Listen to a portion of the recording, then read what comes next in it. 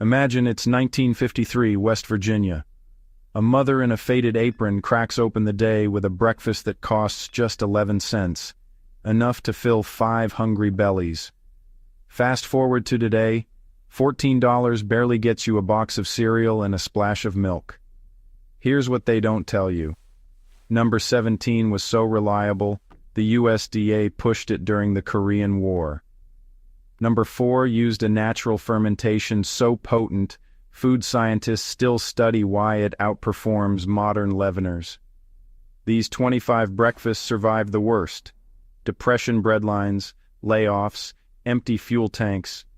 They fueled 12-hour shifts in mines, mills, and fields, and vanished not because they failed, but because food giants convinced us convenience meant progress. Let's count down the 25 lost poor man's breakfasts that once fed America, one plate at a time. Let's start with a Southern classic that science once held up as medicine: biscuits and pot liquor. After boiling greens, the leftover pot liquor was a mineral bomb, rich in iron and vitamins. Tuskegee University showed it could prevent anemia in whole communities. The ritual: split a hot biscuit, ladle on pot liquor, and soak in the flavor and nutrition. Generations of black families passed down this knowledge, making sure nothing went to waste. If you've never tasted biscuits in that emerald broth, you're missing a piece of history. Imagine yesterday's leftover bread dough torn into rough pieces and dropped into hot lard. It puffs, blisters, and turns golden and crisp, the inside still pillowy. Dusted with sugar, it was breakfast for kings, except in 1954 it was free, the baker's reward for a hard night's work. Today, we call it fried dough and pay $5 at the state fair. For generations, bakers and home cooks made something out of nothing. Don't toss that leftover dough, fry it and feed your family a treat that costs next to nothing. It's the original donut. No fancy machines, just hot fat and yesterday's hard work turned into breakfast magic. No milk, no meat, no problem. Water gravy happens when you brown flour in fat, then thin it with water and plenty of black pepper. Poured over biscuits, it's alchemy, a rich, smoky flavor from almost nothing. This was the backbone of the Depression-era breakfast table, keeping children full and spirits up. Today, we reach for jarred sauces and flavor packets. Back then, a handful of flour and some ingenuity worked miracles. Clabber might sound strange, but it's actually a lost superfood. Raw milk, left to naturally sour overnight, thickens into a tangy, yogurt-like cream. Add yesterday's cornbread, and you've got a breakfast rich in probiotics, protein, and energy. The fermentation in Clabber is so powerful, Cornell scientists still study it today. Generations relied on Clabber for gut health long before anyone said the word probiotic. Now we buy supplements and shakes, forgetting the simple, powerful chemistry of Clabber and cornbread. Before Rice Krispies, there was cold rice and milk. Last night's rice, spooned into a bowl, sprinkled with sugar, and doused in milk, stretching a cheap staple into a second meal. Kids loved its sweetness. Parents loved its thrift. Today, we toss leftover rice and buy boxed cereals that cost a fortune. But rice and milk, simple, sweet, and waste-free, once fed America with nothing but leftovers. This one's a flavor time machine. Hot bacon grease, straight from the skillet, brushed onto toast, then topped with jelly. In the 50s, this was the childhood classic. Quick, delicious, and made from what you had on hand. That jar of drippings by the stove was the secret to flavor. Nothing went to waste. Try it once and you'll wonder why we ever stopped. Real buttermilk biscuits were a generational skill. Light, flaky, and perfect for soaking up sorghum syrup. Sorghum, with its deep, earthy sweetness, was the sweetener of choice before cheap sugar arrived. Each batch was a test of touch and timing, passed down from grandmother to granddaughter. Today, we pop cardboard tubes and call it baking. But if you've ever tasted a real biscuit drenched in sorghum, you know why it's worth bringing back.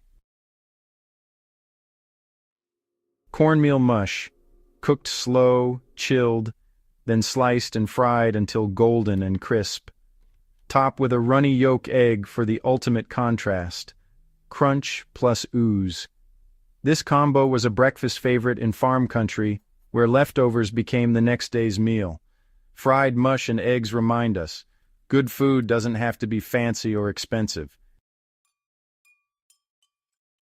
Hot, creamy grits, slow-cooked, never instant, drenched in red-eye gravy, made by deglazing a ham pan with strong black coffee. The result is salty, savory, and truly unique. This was the breakfast of Southern farmers and mill workers, fueling long days with flavor and energy. It's a taste born of thrift and ingenuity, one that deserves a place back at the table. Yesterday's mush, fried in a skillet until the edges snap, then drizzled with blackstrap molasses, thick, bitter, and loaded with iron. This was breakfast for Pennies, packing a nutritional punch modern kids rarely see. Fried cornmeal and molasses kept families strong, a taste of the past still relevant today. Scrapple is the ultimate no-waste breakfast. Pork scraps, liver, and cornmeal pressed into a loaf, then sliced and fried until crisp. Before factories packaged it, scrapple was homemade, hearty, and cheap. Scrapple used every bit, making sure nothing was wasted and every mouth was fed. Take a slice of bread, cut out the center, crack an egg in the hole. Fry until golden for a breakfast that looks like a magic trick and costs just 3 cents.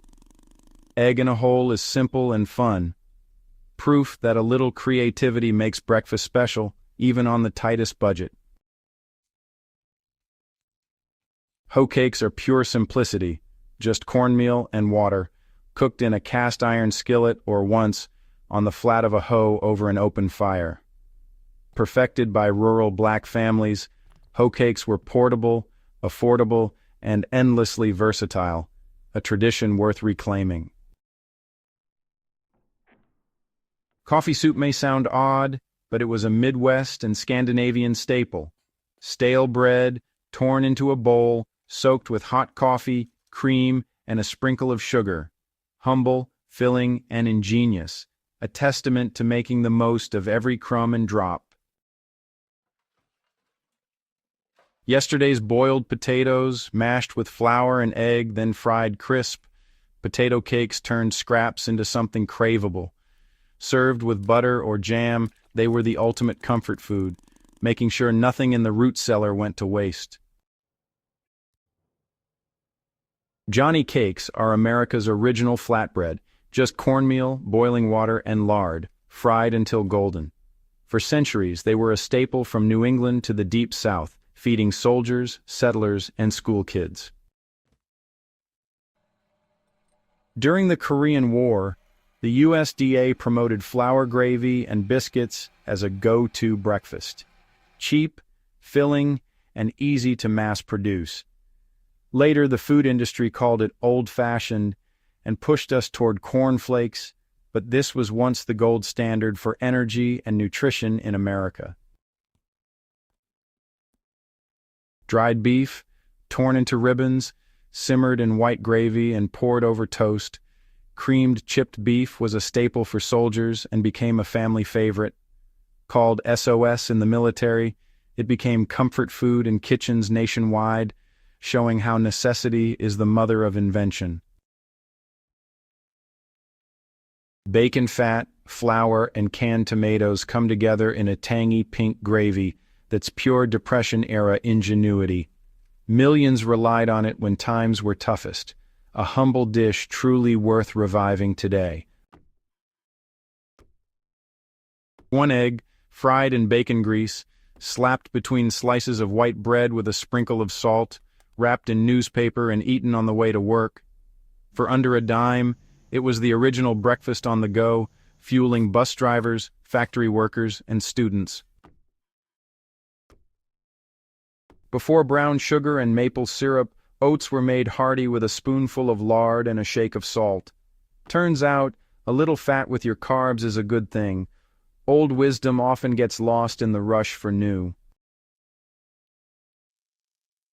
Ham steak fried, then hit with strong coffee to make red-eye gravy, poured on split biscuits.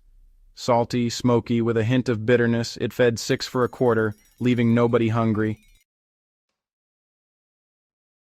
Warm milk poured over toasted bread, sweetened or salted to taste. Milk toast was the ultimate sick-day breakfast, but also a staple for anyone running low on groceries or money. It's comfort food in its purest form, gentle, nourishing, and endlessly adaptable. Cornmeal mush, slow-cooked on the stove, cost just a penny a serving chilled overnight, then sliced and fried in lard with an egg. Mush filled bellies and stretched budgets more than boxed cereal ever could. The simplest of all, day-old toast, smeared with warm bacon drippings and just a sprinkle of salt. Sometimes the best food is the one that costs nothing and absolutely wastes nothing at all. These breakfasts didn't disappear because they failed us. They vanished because marketing sold us a new dream. Faster, sweeter, more convenient, more packaged. But speed isn't nutrition. The breakfasts we lost were built on real food, real thrift, and real community spirit.